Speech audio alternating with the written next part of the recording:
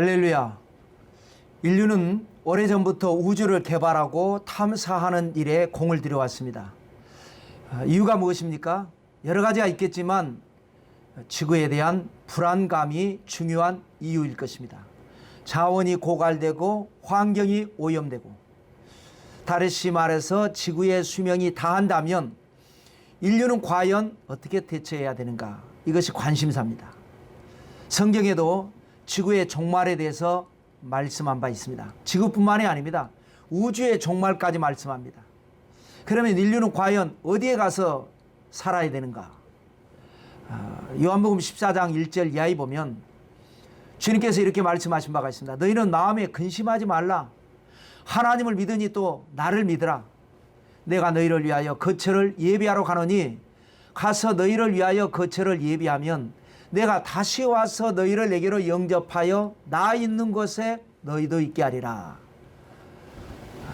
주님께서 우리가 거할 것을 준비하시겠다라는 겁니다. 또 계시록 21장 1절에 보면 또 내가 새 하늘과 새 땅을 보니 처음 하늘과 처음 땅이 없어졌고 바다도 다시 있지 않더라.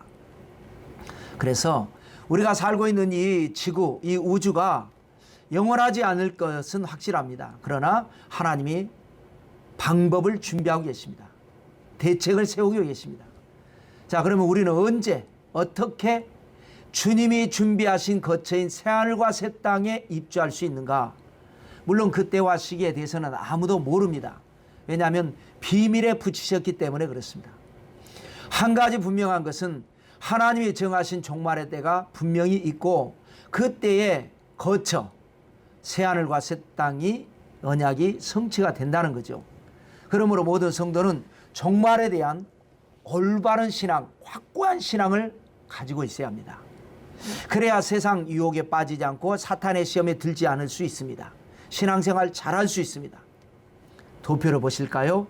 우리는 지금 계시록을 공부하고 있는데 종말론 사건 이해를 위한 10가지 주제를 우리가 한 번은 짚고 서론적으로, 그 다음에 7년 환란에 대한 교리에 대해서 성경적으로 3가지로 살펴보려고 합니다. 그래서 종말론 10가지 주제는 서론적으로, 또 7년 환란에 대해서는 마태복음 24장, 그 다음에 다니엘서 7장, 다니엘서 9장, 이것을 3대지로 나눠서 조목조목을 살펴보려고 합니다.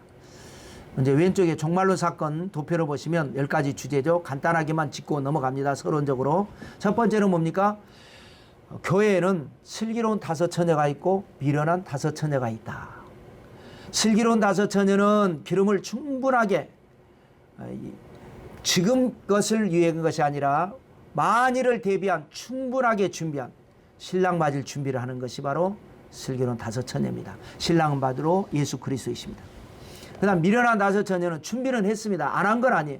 그런데 충분하지 않았습니다. 신랑은 늦게 오십니다.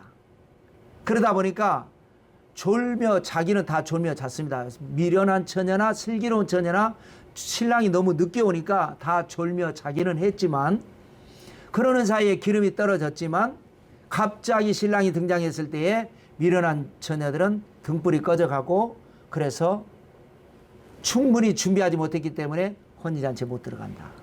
그런데 슬기로운 처녀들도 다 졸며 잤지만 충분히 준비를 했기 때문에 기름을 채워서 잔치에 들어갈 수 있었다.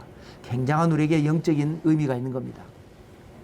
주님의 재림을 기다리는 성도가 반드시 가져야 할 성령 충만 신앙을 여러분 잊지 마시기 바랍니다. 두 번째로는 세상에 환란이 오기 전에 기름 준비가 된 슬기로운 성도들은 데려감을 얻습니다. 이게 휴거입니다.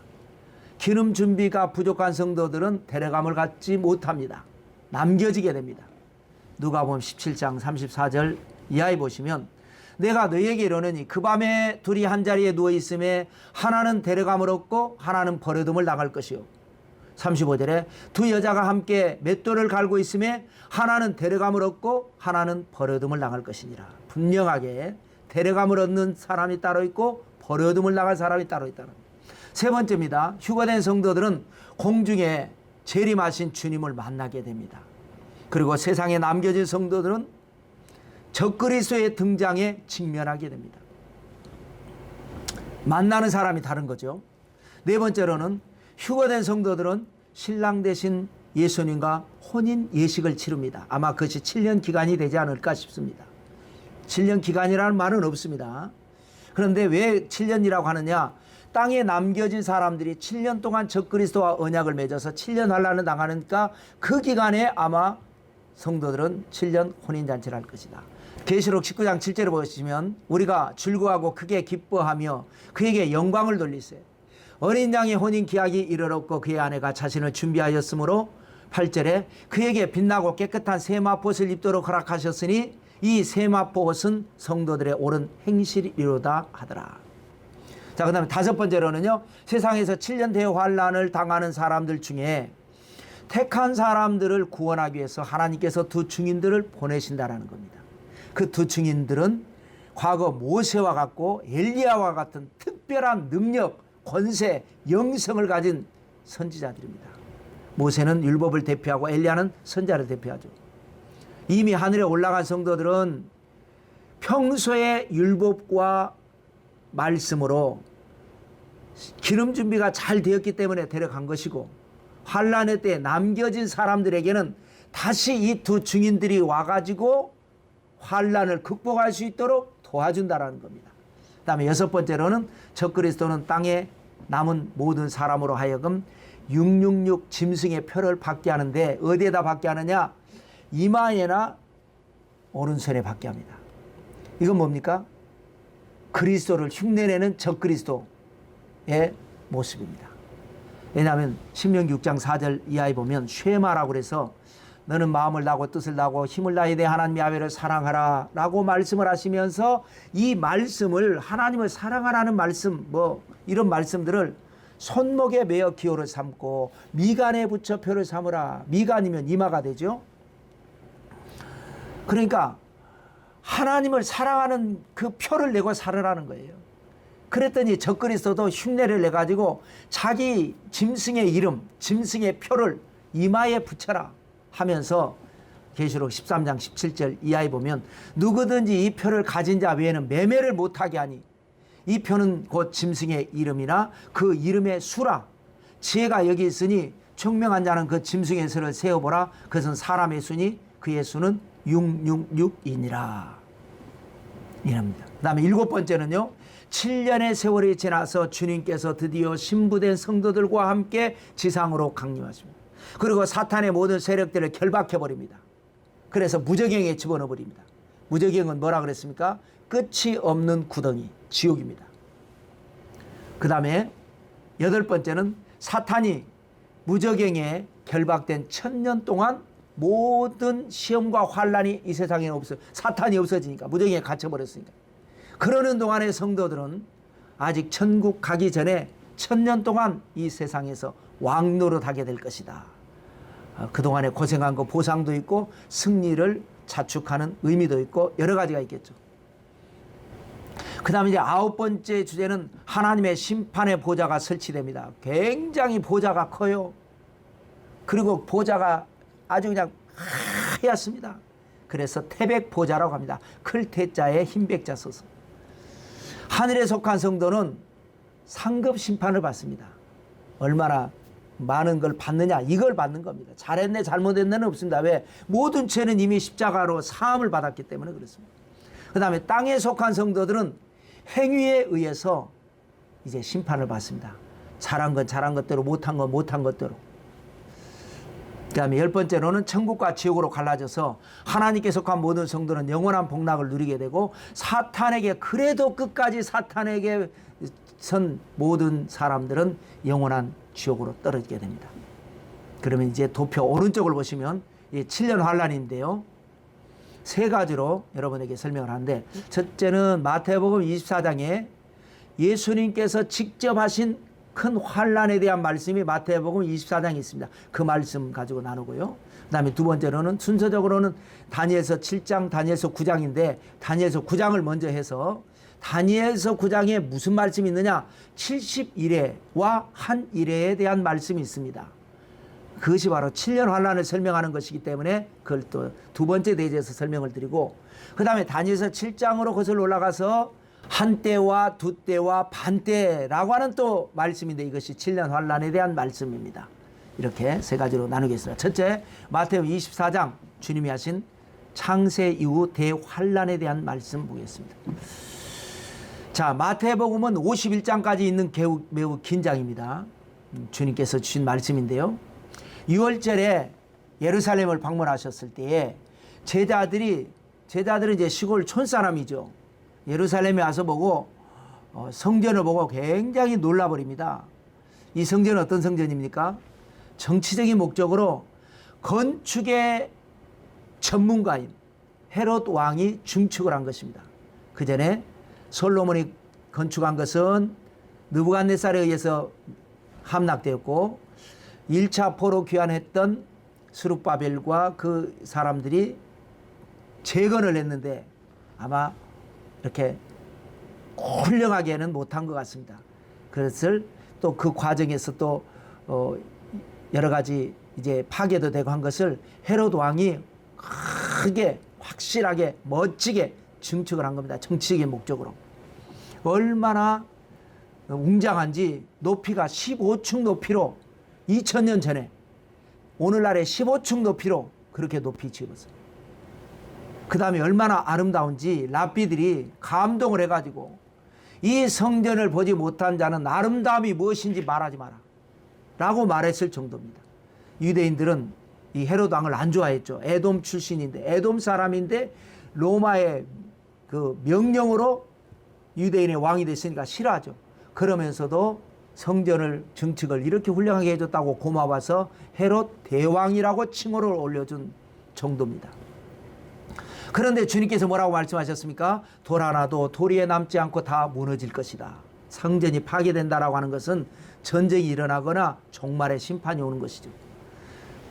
그래서 그 말씀을 듣고 제자들이 놀라서 마태복음 24장 3절에 이렇게 질문하죠. 예수께서 감람산 위에 앉으셨을 때에 제자들이 조용히 와서 이르되 우리에게 이르소서 어느 때에 이런 일이 있겠사오며 또 주의 임하심과 세상 끝에는 무슨 징조가 있사오리까? 라고 질문을 하니까 주님께서 입을 열어서 엄청난 비밀을 말씀하시는 것이 바로 종말의 징조입니다. 종말의 징조, 주님이 말씀하신 종말의 징조 세 가지인데 하나는 첫 번째로는 영적으로 미혹이 있을 것이다 라는 거예요. 4절 중간에 보시면요, 너희가 사람의 미혹을 받지 않도록 주의하라. 많은 사람이 내 이름으로 와서 이르되 나는 그리스도라 하여 많은 사람을 미혹하리라. 여러분, 종말의 징조는 뭐냐? 미혹입니다. 미혹은 뭡니까? 뭔가에 홀려서 정신을 차리지 못하는 겁니다. 여러분, 사막을 횡단할 때 가장 무서운 거는요, 신기루를 보는 겁니다. 신기루는 뭐냐? 굴절 현상에 의해서 샘이 없는데 있는 것처럼 보이는 겁니다.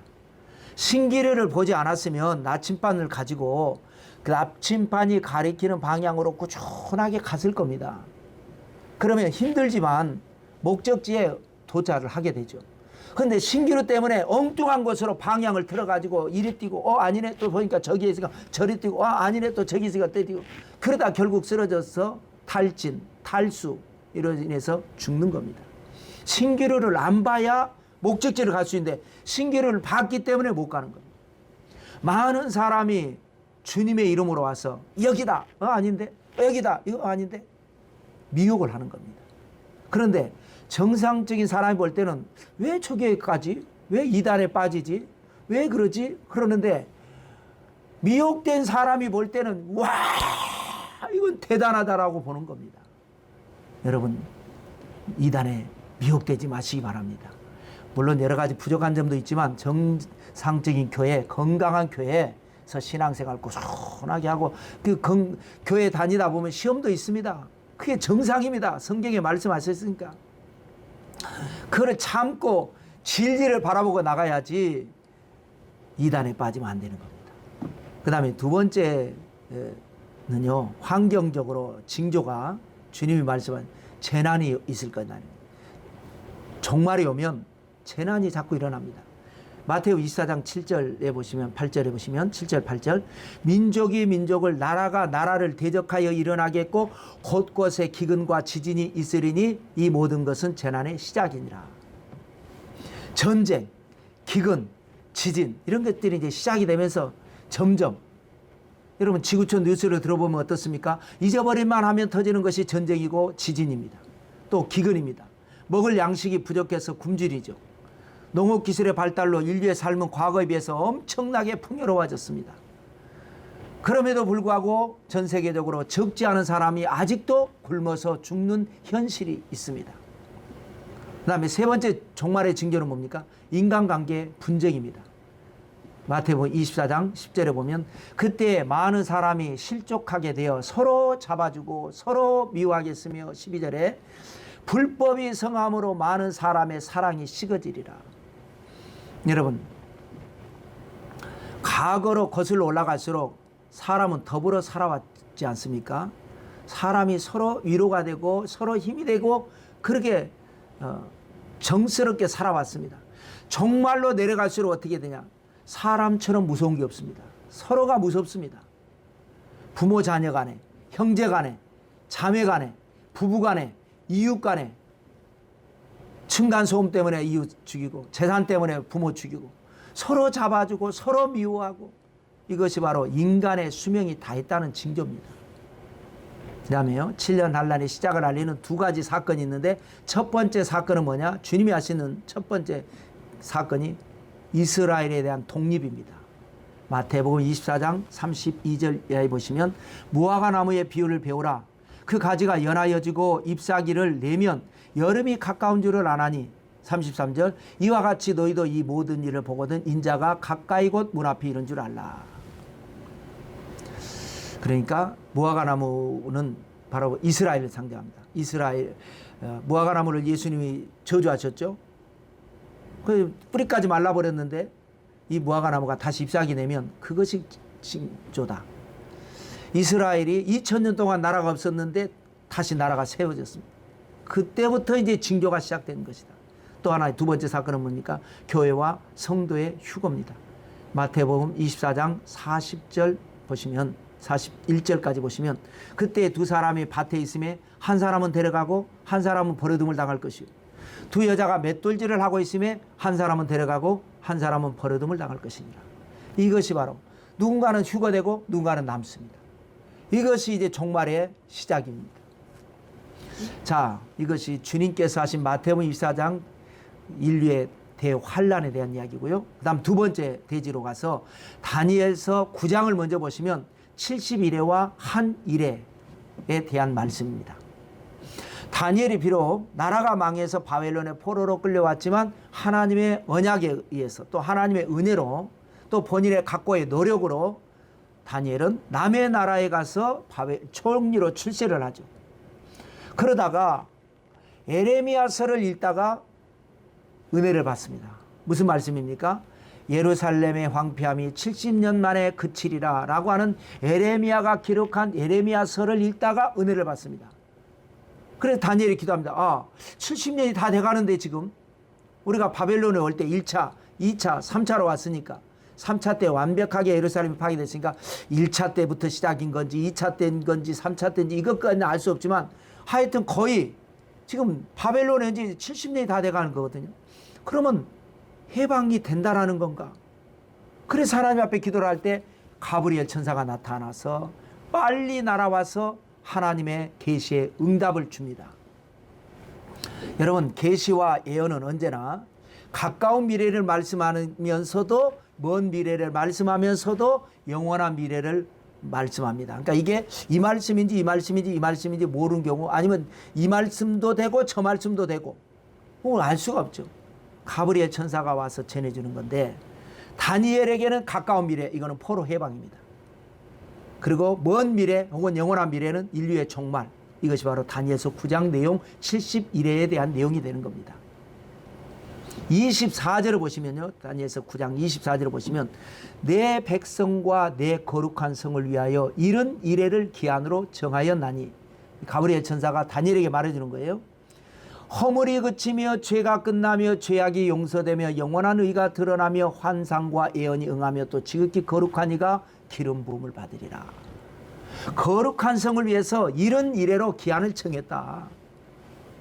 이른 이래가 뭡니까? 이른은 70이라는 숫자죠. 이래는 7일이라고 하는 날을 말을 합니다. 그러니까 이런 일의 비밀을 이제 살펴야 되는데요. 이걸 살펴보기 전에 먼저 이런 이래를 통해서 어떤 일이 일어나는가를 먼저 우리가 보고 이런 이래가 뭔지를 이제 계산을 해봐야 되겠죠. 뭐라 그랬어요? 허물이 그치며 죄가 끝나며 죄악이 용서되며 영원한 의가 드러나며 환상과 연영하며 지극히 거룩한 이가 기름 부음을 받는 것이 바로 이런 일의 비밀입니다. 이 말씀을 역순으로 이해하면 좋습니다. 지극히 높으신 이가 기름 부음, 예수님께서 메시아로서 기름 부음 받는 겁니다. 메시아로서 초림, 그때 환상과 예언이 응합니다. 그동안의 선지자들이 예언한 환상, 비전 이런 것들이 이루어지기 시작한다는 거죠. 예수님을 통해서. 그러면 영원한 의가 드러나고 예수 그리스도의 십자가의 의를, 그러면 모든 믿는 성도에게 허물이 그치고 죄가 끝나고 죄악이 용서되고, 그래서 주님께서 십자가에서 뭐라고 하셨습니까? 내가 다 이루었다. 이 말씀의 의미가 바로 이런 겁니다. 자, 그러면 그래서 이제 십자가의 은혜로 우리는 모든 죄가 사함을 받는, 그러기 위한 이런 이래가 뭐라고 그랬죠? 70 그리고 7일. 그래서 77은 49, 490날에 대한 계시입니다.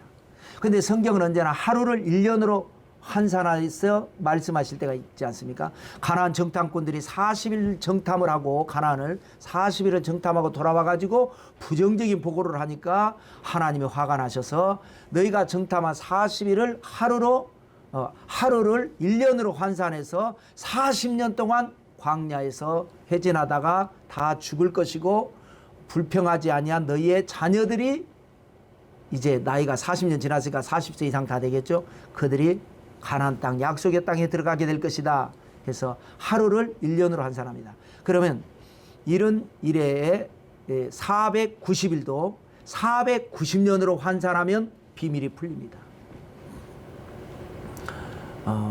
그러니까 이 490년 이것을 세 가지 또 세부 기간으로 나눕니다. 이런 이래를 세 가지로 나누는데요. 7이래가 나옵니다. 62이래가 나오고 한 이래가 나옵니다. 이걸 합치면 이런 이래가 됩니다. 이런 이래를 세 개로 다시 나눈 거죠. 7이래, 62이래, 한 이래. 당시 다니엘에게 있어서 7이래는 가까운 미래입니다. 바벨론 해방에 관한.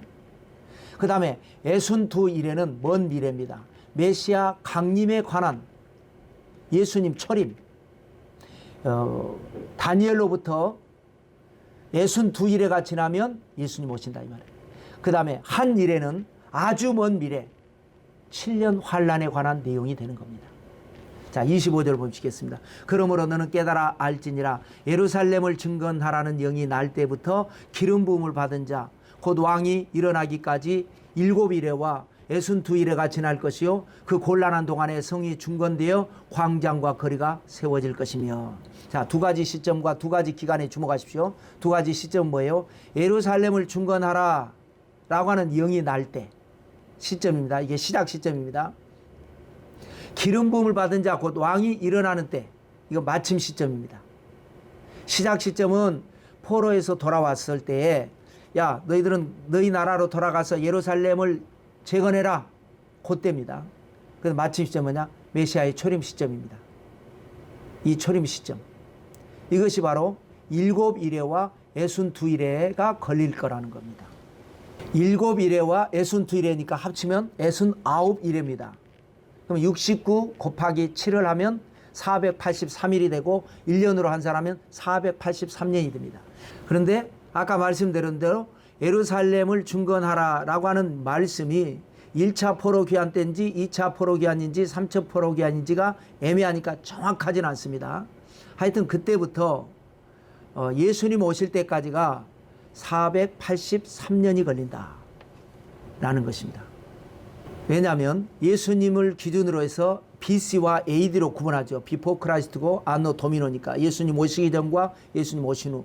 근데 예수님이 태어나실 때 정확하게 BC AD 이게 또 정확하지 않습니다. 그러니까 정확하지는 않지만 두 가지 기간 7이래와 62이래, 다시 말해서 69이래가 지나면서 예루살렘을 중건할 때부터 해가지고 예수님 오실 때가 69이래가 된다.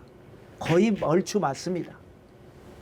그 다음에 26절에 보시면 62일의 후에 기름 부음을 받은 자가 끊어져 없어질 것이며 장차 한 왕의 백성이 와서 그 성읍과 성소를 무너뜨리려니와 그의 마지막은 홍수가 휩쓸림 같을 것이며 또 끝까지 전쟁이 있으리니 황폐할 것이 작정되었느니라. 자, 7일에가 지나가고 그 다음 62일에도 지나가면 69일에가 지나간 거죠. 기름 부음을 받은 자가 끊어져 없어지게 된다. 예수님이 그때 오시는데 그 예수님이 끊어져 없어지게 된다. 맞죠? 예수님이 십자가에서 죽으셨으니까. 물론 부활하셨지만 다시 또 승천하셨으니까 끊어져 없어지게 됩니다. 그런 의미입니다. 그러고 난 다음에 아주 먼 미래로 가는 겁니다. 이제 한 일회가 남았죠. 장차 한 왕의 백성이 와서 그 성읍과 성소를 무너뜨리려니. 주님께서 예루살렘에 6월절에 올라가시면서 성전이 돌 하나도 도리에 남지 않고 무너질 것이다 했는데 그것이 바로 로마의 장군 티투스 장군이 AD 70년에 예루살렘을 완벽하게 아주 가루를 만들어 버립니다. 흔적이 없애버리게 만들어 버립니다. 이 티투스 장군이 바로 한 왕의 백성 즉 로마의 장군이 되는 겁니다. 그런데 그의 마지막은 홍수에 휩쓸림 같을 것이다.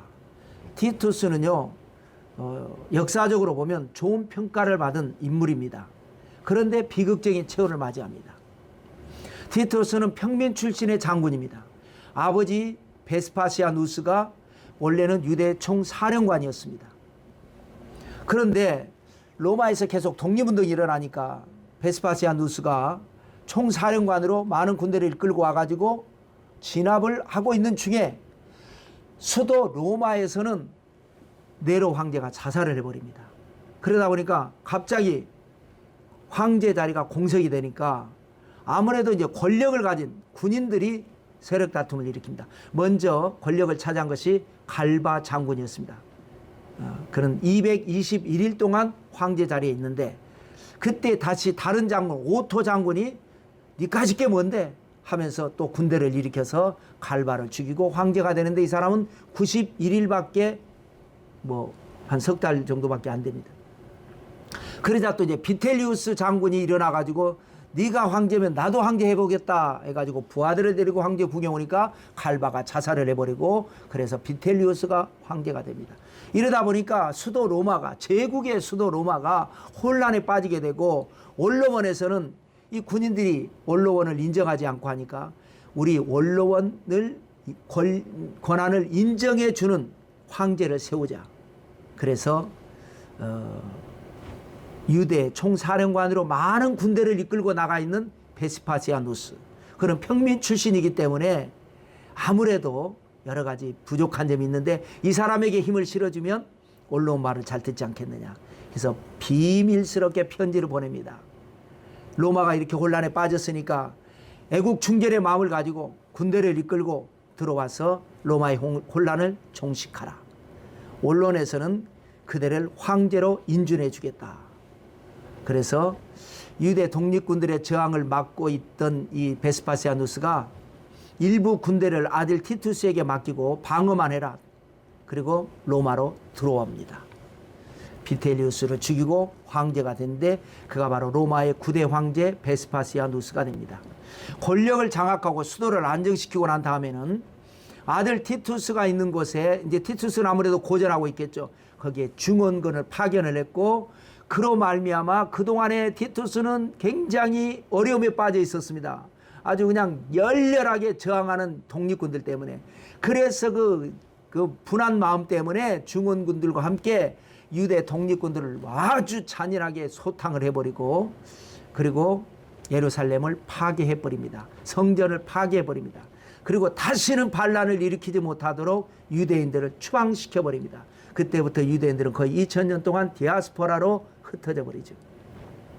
그리고 이제 아버지 베스파시아누스가 죽으니까 이 티투스 장군이 아버지의 뒤를 이어서 10대 황제 자리에 오르게 됩니다. 그는 굉장히 부지런하고 열심으로 나라를 다스리는 왕으로 유명합니다. 자기를 돌보지 않고 그 유명한 콜로세움을 건축을 했고요. 선정을 베풀었습니다.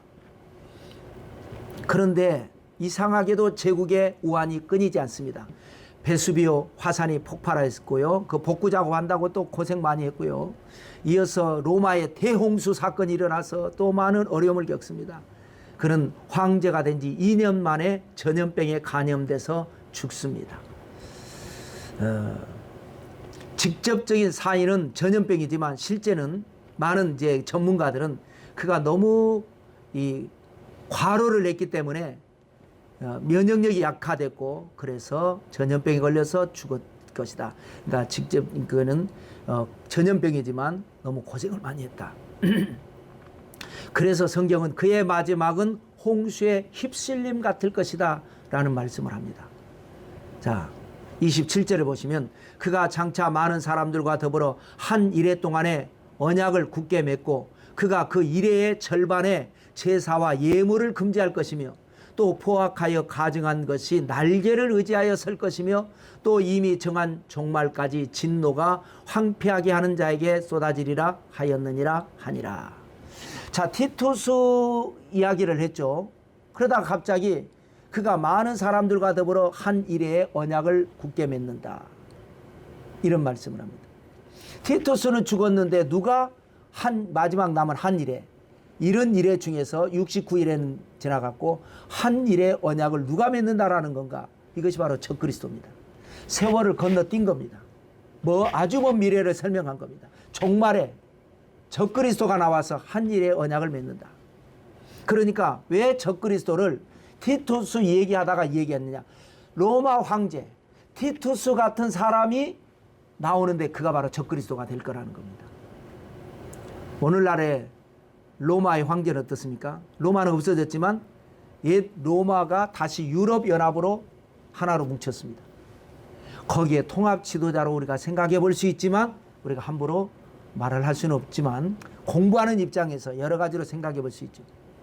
그런데 지금 유럽 연합은 어떻습니까?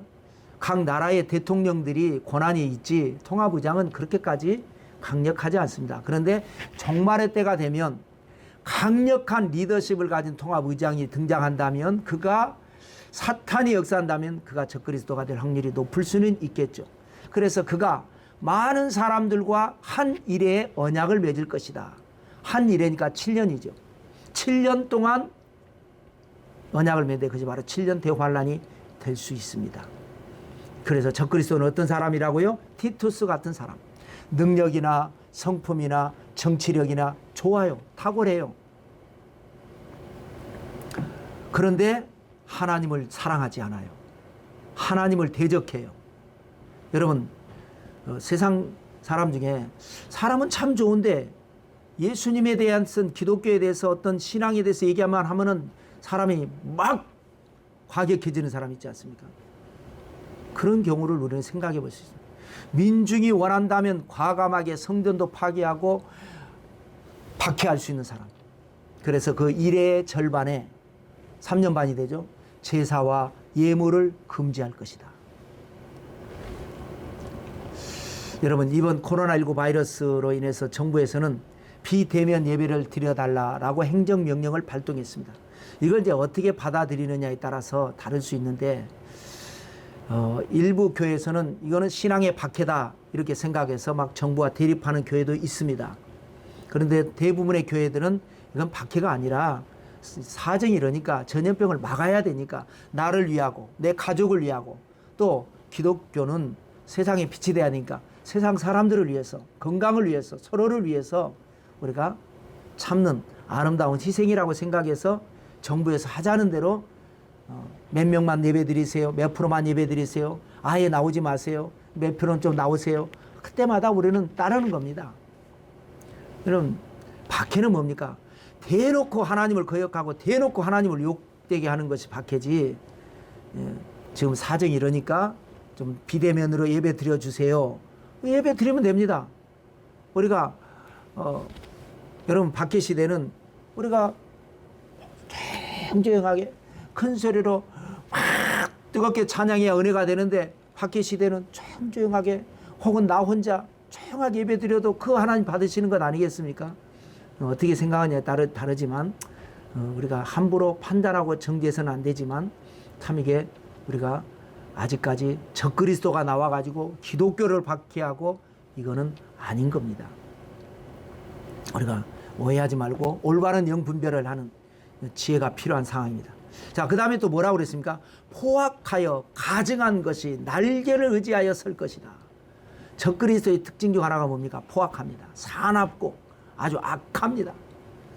이런 지도자는 이제 도태되어야 마땅한데 도태되지 않고 날개를 달고 오히려 우뚝 서버립니다. 날개는 어떤 날개입니까? 민중들의 절대적인 지지라는 날개입니다. 왜 민중들은 포악한 지도자를 좋아합니까? 세상이 갈수록 이렇게 극단적인 갈등을 겪지 않습니까? 그러다 보니까 내 신념하고 맞는 극단적인 신념을 가진 민중들을 사람들은 좋아하는 방향으로 갑니다. 그래서 포악한 리더십을 발휘하는 지도자를 좋아합니다. 나하고 신념만 같다면 강하게, 뭐 필리핀은 두테르테가 막 나와서 막 사형시켜버리지 않습니까? 그걸 좋아하는 겁니다. 이쪽도 달래고 저쪽도 달래고 좋게 가는 사람들은 옛날에는 그런 인품을 좋아하는 지도자를 좋아했지만 이제는 내 편이 돼서 막 반대편을 막 잘라버리고 죽여버리고 숙청시키고 그런 지도자를 좋아하는, 이게 여러분 말세의 현상입니다. 적그리스도는 포악을 무기로 민중의 지지를 받습니다. 이게 날개입니다. 그러나 하나님의 진노가 쏟아지게 될 것입니다. 자, 세 번째 대지로 다니엘서 7장입니다. 한때와 두때와 반때입니다. 7장에서도 다니엘이 기도하다가 엄청난 환상을 보게 되는데요. 하늘에 네 바람이 큰 바다로 몰려 불더라. 네 바람이니까 동서남북에서 불까요? 네 개의 바람이, 엄청난 바람이 바다로 몰려 부는데, 그랬더니 바다에서 짐승들이 나옵니다. 네 짐승이 나옵니다. 사자 같은, 사자는 아닙니다. 어떻게 표현을 못하니까 다니엘이 환상을 보기는 봤는데, 짐승은 짐승인데 뭐라고 설명이 안 되는데, 굳이 말하자면 사자 같은, 또 하나는 곰 같은, 또 하나는 표범 같은, 네 번째는 설명이 안 됩니다. 듣도 보도 못한 짐승입니다. 그런데 다시 첫 번째부터 하면 사자 같은데 독수리 같은 날개가 있는 거예요. 사자 같은데. 그런데 내가 보는 중에, 다니엘이 보는 중에 그 날개가 뽑히더라는 거예요. 이게 바벨론입니다. 바벨론은 사자같이 강하고 독수리같이 빠른 전술을 사용하는 것으로 유명한데, 바벨론은 다니엘이 살아있는 중에 망하고 메데파사 연합군에 멸망을 했죠. 자, 두 번째는 곰 같은데 몸 한쪽을 이렇게 들었다는 거예요. 한쪽으로 기울어졌다는 거죠. 이것이 바로 뭐냐? 페르시아입니다. 바벨론을 멸망시킬 때는 원래 메데파사 두 나라가 연합해서 멸망을 시켰는데 나중에 페르시아 중심으로 기울어져 버립니다. 세 번째로는 표범 같은 짐승입니다. 근데 세 날개가 있는데 날개가 넷이라는 거예요. 네 개의 새 날개. 새롭다는 새가 아니라 공중에 나는 새의 날개 같은데 네 개의 날개가 있다라는 거예요. 머리도 넷이라는 거예요. 권세죠. 그러니까 강하기는 강한데 이게 바로 알렉산더가 다스리는 헬라를 의미합니다. 알렉산더는 4명의 탁월한 부하 장군들을 데리고 세계를 정복했으니까 그것이 네 날개였고, 알렉산더가 갑자기 죽으니까 이 헬라 제국이 4개로 분할이 돼서 분할 통치가 됩니다. 머리가 넷이 돼버리니까. 자, 그 다음에 네 번째 짐승은 설명이 안 되는 거예요. 이걸 뭐라고 설명해야 될지 7절을 다녀서 7장 7절 보시겠습니다. 내가 밤 환상 가운데 그 다음에 본 넷째 짐승은 무섭고 놀라우며 또 매우 강하며 또 새로 된 큰 이가 있어서 먹고 부셔뜨리고 그 나머지를 발로 밟았으며 이 짐승은 전에 모든 짐승과 다르고 또 10뿔이 있더라. 지금까지 세 나라들보다 더 강한 나라 로마를 의미합니다. 로마의 특징은 10뿔입니다. 뿔은 권세 혹은 나라를 상징합니다. 계시록 12장, 계시록 13장, 계시록 17장 3개 장에 걸쳐서 7머리 10뿔을 가진 짐승이 계속 나옵니다. 머리는 7이고 뿔은 10개. 또 다니엘서 2장에 보면 10발가락이 나옵니다. 그게 로마인데요. 10이라는 숫자. 유럽 연합을 암시하는 숫자입니다. 또 다니엘서 7장 17절에 보면 그 내 짐승은 세상에 일어날 내 왕이라 그랬으니까 세상에 일어날 세상을 제패했던 바벨론, 바벨론이 망하고 페르시아, 페르시아가 망하고 헬라, 헬라가 망하고 로마입니다. 또 다니엘서 7장 24절 이하에 보면 그 열불은 그 나라에서 일어날 열 왕이요 그 후에 또 하나가 일어나리니 그는 먼저 있던 자들과 다르고 또 새 왕을 복종시킬 것이며 로마는 열불의 나라입니다. 열불은 열왕, 유럽연합이 맞습니다. 과거의 로마 제국 그리고 현대 유럽연합 이것은 다니엘이 하나로 본 것입니다. 열왕이 일어났다가 그 후에 또 하나가 일어난다. 통합 지도자가 나온다는 거죠. 여러 명이 연합을 했는데 그 중에 하나가 일어난다. 그는 먼저 있던 자들과 다르다. 먼저 있던 자들은 세상을 호령하는 지도자였습니다. 근데 후에 나오는 하나 통합 지도자는 세상을 호령하는 게 아니라 하나님을 대적하는 지도자입니다.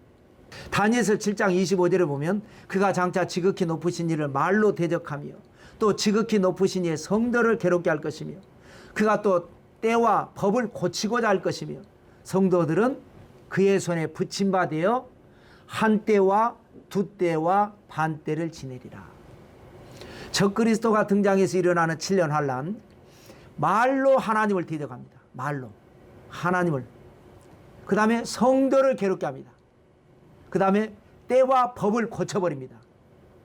때 안식일을 피한다든지 성탄절 부활절도 폐해버린다든지 아직은 뭐 적그리스도는 아니지만 자꾸 분위기가 그렇게 가죠. 뭐 성탄절은 담무스의 생일이네, 일요일은 태양신 숭배했던 것을 이렇게 하네. 그 뭐 하자는 겁니까? 부활절은 여신 숭배일이었던 것을 이렇게 우리가 모르고 이렇게 지키고 있네. 여러분 날과 시는 중요하지 않습니다.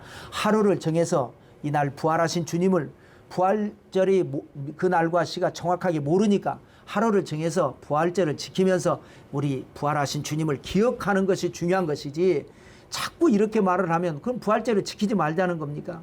부활절이 언제인지 모르는데 어느 날 하나를 택해서 부활절을 지키면 되죠. 성탄절도 그날이 성탄절인지 정확하지가 않습니다. 중요한 것은 하루를 정해서 주님이 태어나신 날을 기억하고 감사하고 찬양하는 것이 중요한 것이지 자꾸 때와 법을 고치고자 합니다. 아직은 이제 적그리스도는 아니지만 또 여러분 법은 어떻습니까? 포괄적 차별금지법. 여러분 이거는 하나님을 대적하는 법입니다. 악법입니다. 물론 차별을 해서는 안 됩니다. 심판은 하나님이 하십니다.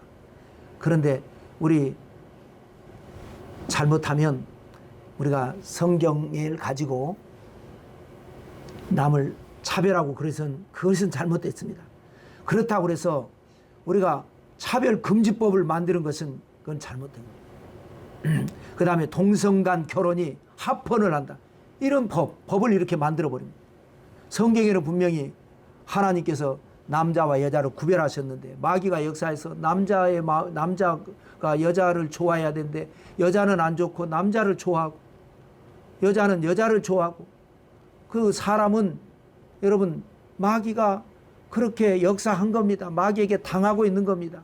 마귀를 우리가 싸워서 이겨야지 그 사람을 싸워서는 안 되는 거예요.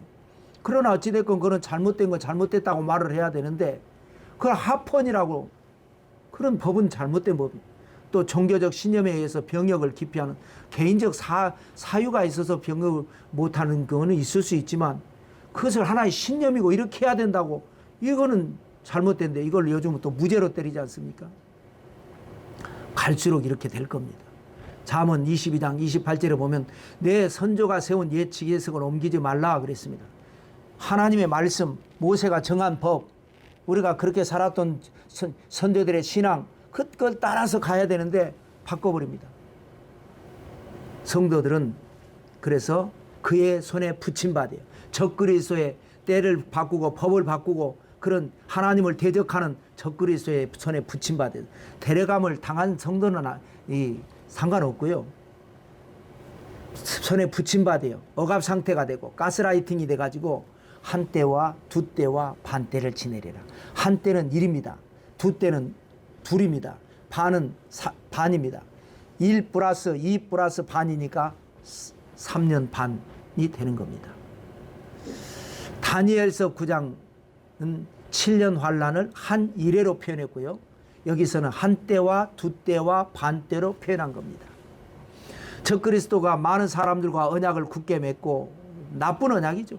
이래의 절반에, 그러니까 3년 반에, 이래는 7년인데 7년의 절반 3년 반에 제사와 예물을 금지할 것이다. 그럼 적그리스도가 어떻게 됩니까? 다니엘서 7장 26절에 그러나 심판이 시작되면 그는 권세를 빼앗기고 완전히 멸망할 것이라. 심판이 시작되는 거 뭐냐? 주님의 심판입니다. 완전히 하나님이 대접합니다. 다니엘서 7장 27절 이하에 보시면 나라와 권세와 온천하 나라들의 위세가 지극히 높으신 이의 거룩한 백성에게 붙임받으리니 그의 나라는 영원한 나라이라. 모든 권세 있는 자들이 다 그를 섬기며 복종하리라. 온천하 모든 권세가 지극히 높으신 하나님 그의 그 예수 그리스도에게 백성에게 붙임받는다. 그래서 교회와 성도의 영적인 승리를 의미하는 겁니다. 지금은 때로는 박해를 받는 교회이기도 하고 또 부흥하는 교회이기도 하고 때로는 또 어려움 당하기도 하지만 하나님의 때가 될 때까지 우리는 교회는 잘 참고 이겨내야 됩니다. 그래서 2000년 교회 역사 동안에 그런 역사가 반복되어 왔었습니다. 세상 모든 권세가 하나님 앞에 복종하고 성도에게 복종하는 역사가 반드시 일어날 것입니다. 이것이 바로 하나님의 언약이요 하나님의 계시요 하나님의 예언입니다. 출애굽의 기적도 그러지 않았습니까? 9가지 재앙이 일어날 때까지만 해도 바로는 완강했고 오히려 모세와 아론을 위협했고 히브리 사람들을 더 가혹하게 노예로 부려먹었습니다. 그래서 믿음 약한 사람들은 아이고 이제 그만 좀 하자고 안 가도 좋다고 했지만 그럴수록 모세와 아론은 강하게 우리는 갈 거라고, 우리는 하나님 섬길 거라고, 여기서 노예로 더 이상 있지 않을 거라고 말씀을 선포했습니다. 그래서 하나님의 때가 되니까 10번째 재앙으로 장자들이 죽고 바로는 완벽하게 항복하면서 바로의 입에서 뭐라 그랬습니까? 너희 말대로 애굽을 떠나 너희 말대로 너희 하나님을 섬기고 가라. 말대로 되는 겁니다. 종말의 때도 마찬가지입니다. 우리는 지금은 힘들고 어려워도 하나님의 말씀으로 우리는 선포해야 됩니다. 우리는 하나님께 데려감을 당한다. 환난의 때에 우리는 당하지 않는다. 어떤 일이 있어도 하나님 우리를 불꽃 같은 눈동자로 지켜주신다. 우리는 절대로 미혹되지 않는다. 세상 쫓지 않는다. 오직 예수 그리스도로만 믿는다. 이렇게 할 때에 적그리스도는 완전히 멸망하고 무정에게 들어가고 우리는 재림하시는 그리스도와 함께 교회와 성도는 천년왕국에 들어가게 되고 영원한 천국에서 영원한 평화를 누리게 될 것입니다. 여러분 7년 대환란, 여러분에게 상관없는, 여러분은 기름 준비해서 이거를 알면 기름 준비가 됩니다. 7년 환란이 뭔지를 모르면 아무래도 우리는 세상에 사는데 세상에 빠지게 되지 않겠습니까? 그러므로 여러분 믿음으로 승리하시기 바라고 다음 주는 다시 계시록 12장 말씀 공부하도록 하겠습니다. 할렐루야.